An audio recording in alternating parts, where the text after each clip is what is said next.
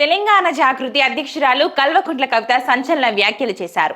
మాజీ మంత్రి హరీష్ రావును లక్ష్యంగా వరుసగా విమర్శలు చేస్తున్న కవిత ఇప్పుడు మరోసారి హరీష్ తో పాటుగా కేటీఆర్ ను టార్గెట్ చేశారు.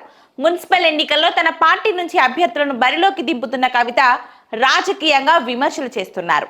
అయితే ఇదే సమయంలో కేంద్రం ప్రవేశపెట్టిన బడ్జెట్ పైన స్పందించారు కవిత. కవిత చేసిన వ్యాఖ్యలు ఇప్పుడు రాజకీయంగా సంచలనంగా మారుతున్నాయి. తన అన్న బీఆర్ఎస్ వర్కింగ్ ప్రెసిడెంట్ కేటీఆర్ లక్ష్యంగా తెలంగాణ జాగృతి అధ్యక్షురాలు కల్వకుంట్ల కవిత కీలక వ్యాఖ్యలు చేశారు. మున్సిపల్ ఎన్నికల్లో బీఆర్ఎస్ తరపున ఎవరు నిలబడ్డా కారు గుర్తుపై ఓటు వేయాలని కేటీఆర్ చెప్తున్నారని ప్రస్తావించారు. చెడ్డ వాళ్ళకి ఓటు వేయాలని కేటీఆర్ చెప్తున్నారా అని ప్రశ్నించారు.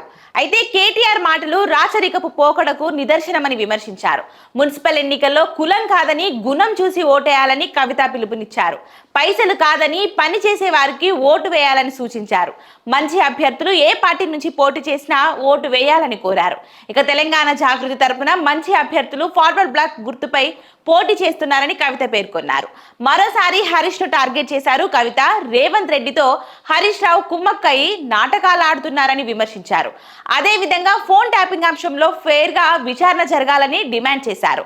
బీఆర్ఎస్ హయాంలో జరిగిన ఫోన్ ట్యాపింగ్ పై కేటీఆర్ సిట్ విచారణకు పిలిపించిందని ప్రస్తావించారు. అయితే ఈ కేసులో సిట్ విచారణకు పిలిస్తే ఎవరైనా పోక తప్పదని కవిత స్పష్టం చేశారు.